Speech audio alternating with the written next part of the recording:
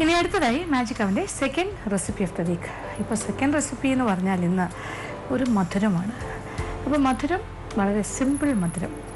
ഇതൊരു എന്താ പറയുക, ഇപ്പോൾ വേനൽക്കാലമാണ് നമ്മളിപ്പോൾ കടന്നു പോയിക്കൊണ്ടിരിക്കുന്ന ഒരു ക്ലൈമറ്റ് എന്ന് പറയുന്നത്. എന്താണ് ഈ കാലാവസ്ഥ വേനൽക്കാലത്തിൻ്റെ. അപ്പോൾ നല്ല ചൂടാണ് പുറത്തേക്കറിയാം. അപ്പോൾ തണുത്ത കാര്യങ്ങൾ കഴിച്ചു തുടങ്ങാൻ സമയമാകുന്നു. പിന്നെ അതുപോലെ ധാരാളം ഫ്രൂട്ട്സ്, പഴവർഗ്ഗങ്ങൾ ധാരാളമായിട്ട് നമ്മുടെ ഡയറ്റിൽ, നമ്മുടെ ഭക്ഷണക്രമത്തിൻ്റെ ഭാഗമാക്കാനും സമയമാകുന്നു. എന്തായാലും ഇത് രണ്ടും കൂടെ കമ്പൈൻ ചെയ്തിട്ട് അല്ലെങ്കിൽ രണ്ടും കൂടെ കൂട്ടി യോജിപ്പിച്ചിട്ടൊരു വിഭവമാണ് ഞാനിന്ന് ചെയ്യുന്നത്. വളരെ എളുപ്പത്തിൽ ചെയ്യാം. അപ്പോൾ മാമ്പഴക്കാലം തുടങ്ങിയിട്ടുണ്ട്, മാങ്ങ കിട്ടുന്നുണ്ട്.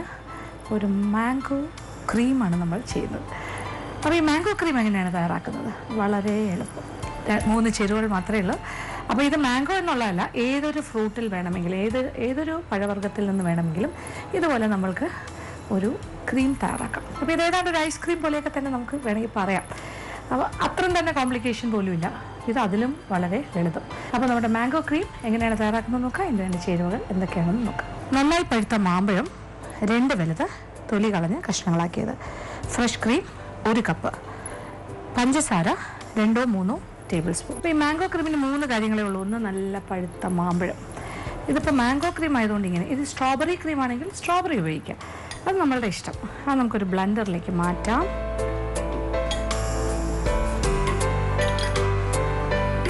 നല്ല മധുരമുള്ള മാമ്പഴമാണെങ്കിൽ നല്ലത്. ഒരല്പം പുളി ഉണ്ടെങ്കിലും കുഴപ്പമില്ല. നമ്മളെന്തായാലും പഞ്ചസാര ചേർക്കുന്നുണ്ട്. പിന്നെ ഒരു ഇച്ചിരി പുളി നല്ലതാണ്. ഇനി ടു സ്വീറ്റ് ആണെങ്കിൽ, ഒരുപാട് മധുരമുള്ള മാമ്പഴം ആണെങ്കിൽ ഒരല്പം നാരങ്ങാ നീരും കൂടെ ചേർക്കുന്നതിൽ തെറ്റില്ല. ഇപ്പോൾ സ്ട്രോബെറിക്കൊക്കെ എന്താണെങ്കിലും മധുരത്തിനോടൊപ്പം ഒരല്പം പുളിയുണ്ടല്ലോ, അതുകൊണ്ട് അങ്ങനത്തെ ഫ്രൂട്ട്സ് ആയിരിക്കും ഇതിന് കൂടുതൽ നല്ല. ഇപ്പോൾ സ്ട്രോബെറി, മാമ്പഴം, പിന്നെന്താ പൈനാപ്പിൾ, അതെല്ലാം നമുക്കിതുപോലെ തന്നെ ചെയ്യാൻ സാധിക്കും.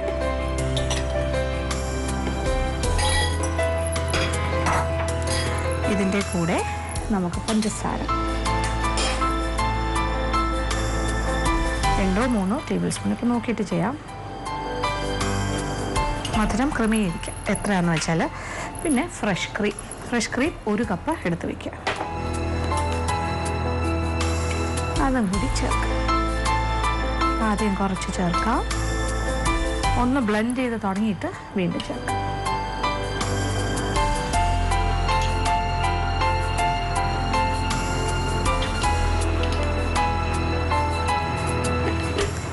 ഇനി ഒന്ന് അടയ്ക്കുക. എന്നിട്ട്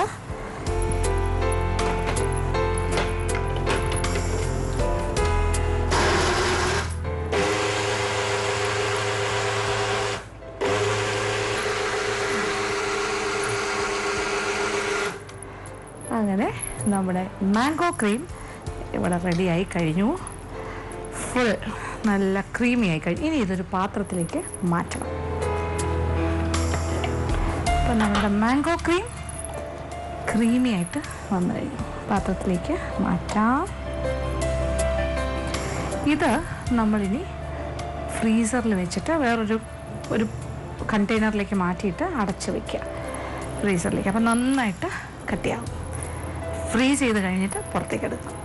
അപ്പോൾ ഇനി ഫ്രോസൺ ആയിട്ട് എങ്ങനെയാണ് വരുന്നതെന്ന് നോക്കാം. ഫൈനൽ ഒരു പ്രോഡക്റ്റ് എങ്ങനെയായിരിക്കും. അപ്പോൾ നമ്മുടെ മാംഗോ ക്രീം ഫ്രോസൺ ആയിട്ട് വന്നിട്ടുണ്ട്. ഇനി ഇത് നമ്മൾ സ്കൂപ്പ് ചെയ്ത്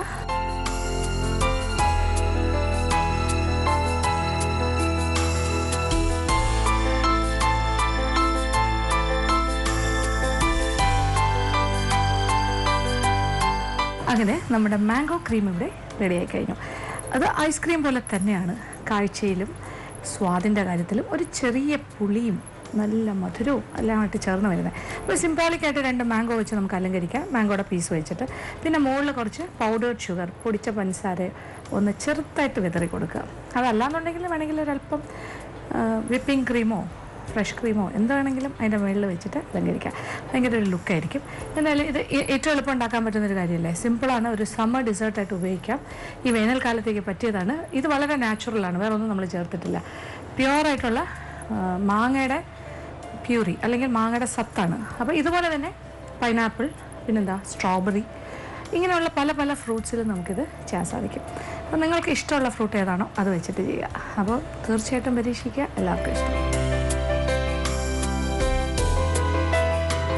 ഇന്നത്തെ എപ്പിസോഡ് ഇവിടെ അവസാനിക്കുകയാണ്. വീണ്ടും പുതിയ വിഭവങ്ങളുമായി മാജിക് അവനിലൂടെ കാണാം.